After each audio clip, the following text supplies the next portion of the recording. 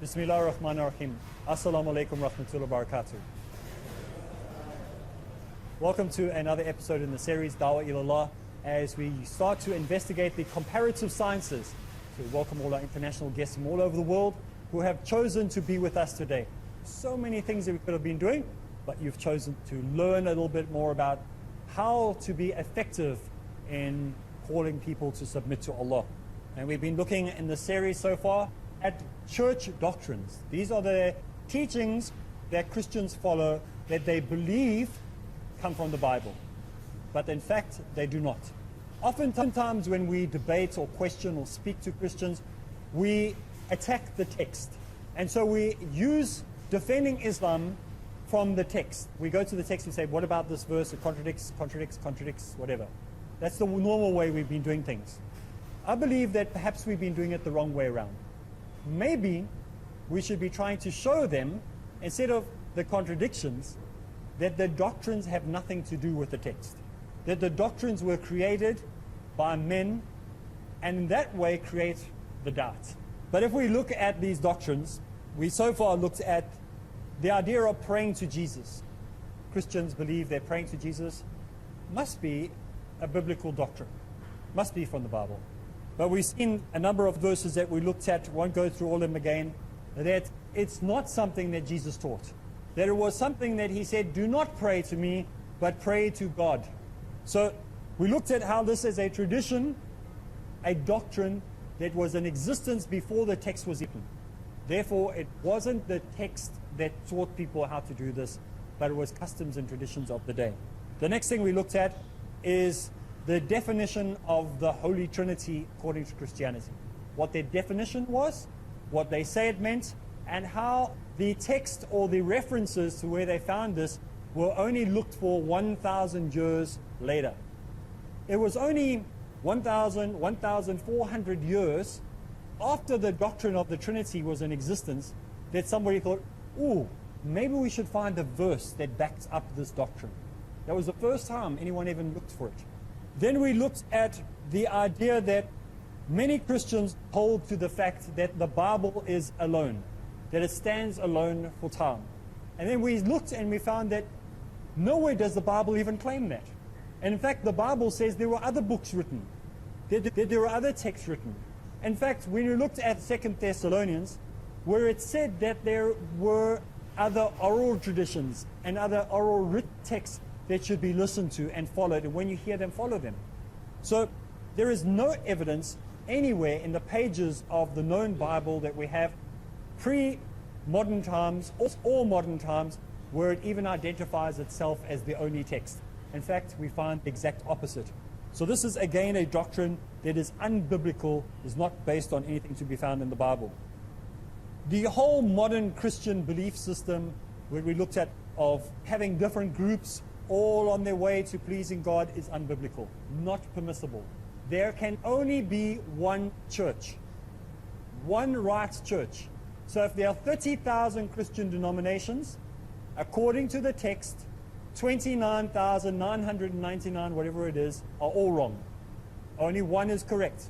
So the Jehovah's Witnesses and the Seventh-day Adventists and the Mormons were correct when they said only one can be right.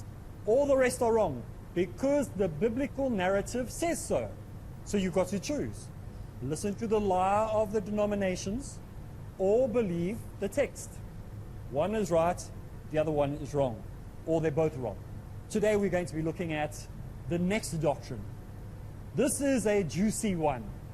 This is one that's going to get the most people upset.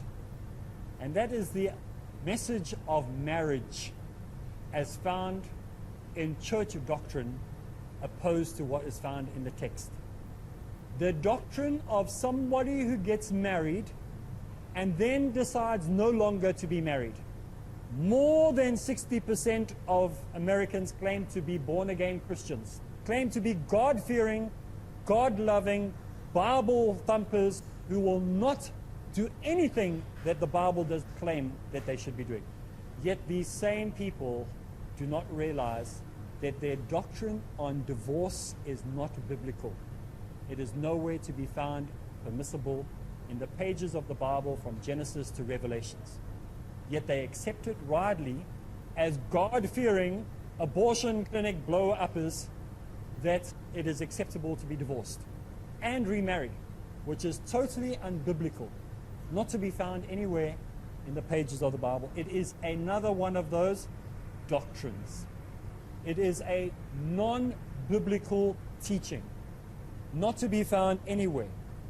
Now, many modern Christians in society today, 99% again, almost all of them, the only church that remotely speaks against the idea of remarrying someone once they're divorced, and not all of those within this group, only one out of all the 30,000 different groups, Catholicism, is the only one that speaks against remarrying divorced people. But even they are compromising these days. What they do is they can annul your marriage. They can say your first marriage wasn't really a proper marriage, and they can annul it. In other words, they can make it as if it never happened in the eyes of God. But if we think about the concept of divorce, what do you hear when you have a church service? What happens? In a church service, the priest will stand here, and the bride and the groom and the witnesses will be there, and the congregation is there, and the doors must be open so he can run out or she can run out if they change their minds. You know, the runaway bride, runaway groom, they can run away if they want to. And the priest will get them to put their hands together, and he'll take a ring and he'll exchange rings, and he says, what God has joined together, let no man tear asunder. That is before God. You're making a promise before the Almighty that whoever God has joined together, not even a human being in the whole of the planet can pull apart. You made a promise. Is divorce acceptable? Can there be divorce? According to Christianity, not acceptable. So this is a doctrine, not a teaching of the Bible. Now, where do we get this from? When we look at the teaching of the church, it is unbiblical, not to be found anywhere. It is a tradition of man, and it is anti-biblical. Nowhere do we find anywhere that it is permissible in the pages of the Bible for someone to remarry. It is an idea that was only invented for the very, very first time in the 16th century. The first time that anyone even mentioned someone being permitted to be remarried after they were divorced. 16th century, 1,600 years after Jesus. Do we hear the first time that somebody is permitted to be divorced and remarry? And so it says in Mark chapter 10 and verse 9. Mark chapter 10 and verse 9. And therefore what God has joined together, let no man put asunder. So very, very clear that no man will ever be able to separate these people. Only God himself, according to the Christian text, would be able to do that. And another verse which we find as well, it says, whoever divorces his wife and marries another commits adultery against her. And if she divorces her husband and marries another, she commits adultery. This we can look at Luke chapter 16, verse 18. So when we look at Mark chapter 10, verse 9, and we look at Luke 16, verse 17, does it give there any chance for you to remarry? What happens? According to the text, if you divorce your wife and you remarry, both of you commit adultery, and the partner that they both married have committed adultery. And what is the penalty for adultery? According to the Bible, not according to what Islam believes. Stoning to death immediately. Now we are going back to the divorce story. So nowhere in the Bible or even in the early church do we read that this is an acceptable practice. Was never permitted. Even the Protestants, because some people say, well, what about the Catholics had that as a doctrine, but we as Protestants, we don't have that. They didn't even practice it for a long period of time. Only one person was allowed this divorce to happen, which we will deal with later. So it wasn't allowed, it was not condoned, it was not accepted. So all the Protestant denominations used to be against this. Even the reformers of the Protestant movement, all were against this, right up to about 16th century. So when did this all change? Does anybody here know? Before you answer that question, let's take a break. When we get back from the break, we'll continue inshallah. Bismillah ar-Rahman ar-Rahim. Assalamu alaikum rahmatullahi barakatuh. And continue with the episode that we are dealing with about Christian doctrine. 99% of Christians in the world believe that their doctrine comes from the Bible. We have found extremely important doctrines, that these doctrines are nowhere to be found in the Bible. First, the doctrine was created, and then the biblical text looked for hundreds or even thousands of years later to substantiate this belief. So all the Protestant denominations used to be against this. Even the reformers of the Protestant movement, all were against this right up to about 16th century. So when did this all change? So we are looking now at divorce, the most contentious issue of the day in the society we live.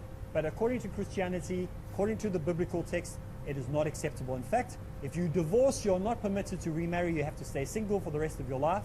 And if you marry a divorced person, you've committed adultery. And we all know that the consequences, according to the New Testament, by Jesus himself, when he meets an adulterous woman, they want you to stone her. So we know the story, that was the penalty for it. The consequence of remarrying is stoning to death. Still in the 21st century, not until heaven and earth pass away, it says in the Bible.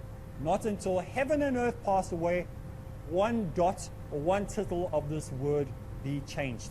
So according to the Bible, if you remarry anybody after you've been divorced, you've committed adultery and you are guilty and you need to be killed. You need to be stoned to death. This is not what we say, it's what your text is saying. So Jesus himself says not a single word will change until heaven and earth pass away. Has anybody seen heaven and earth pass away in the last 2,000 years? Has it happened? Maybe I haven't been told about the heaven and earth passing away. Maybe I missed it. Maybe it was one of those Jehovah's Witness prophecies that never took place. But until that day, Jesus, according to the Bible, says not a single word, not a single dot, not even a comma will change. So therefore, the penalty of death is still upon you if you divorce. So now, the question is, what was the reason that the early church allowed divorce into the church? Remember, before this, no one was allowed to get divorced. What was the reason that suddenly the Protestants, in the 16th century, something happened, an event happened that said, fine, now you can get divorced? I think it was Henry VIII, the King of England, and he wanted to remarry or something to that effect. You see, the Protestant church was against divorce, except for King Henry VIII, as you correctly said. King Henry VIII was a man who wanted to divorce his wife and remarry.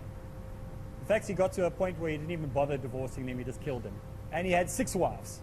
So this man was a serial remarrier, well, if there's such a term. So it's strange that when they broke this rule of allowing remarriage, we find that the whole Catholic Church actually pulled out of the country. England lost Catholicism because of divorce. So they left and it became the Church of England.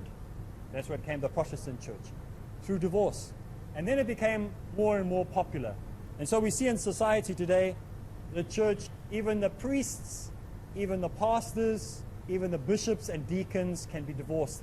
Yet it is clearly taught in the pages of the Bible that that person is not allowed. Okay. So if we look at Christianity, we find that many of the doctrines that they have are not from the biblical text itself. And when we look at divorce, this is one of the issues that is the most important for people to understand, is that it became popularized.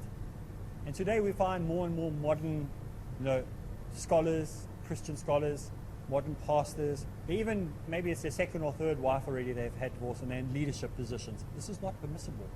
You can go to the book of Corinthians, where it talks about what type of people should be in leadership, what type of gifts will be given, the responsibility of the church. And we see that this is forbidden. Yet they have these positions of power. I remember even in the 80s, it was unheard of in the 1980s for a deacon or a bishop to be in control of a church or to be divorced. You weren't even eligible.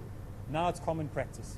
So even in my city where I live, in South Africa, about 10, 20 kilometers from where I live, there is a very big spirit church. You know, one of these churches, Holy Spirit movement churches.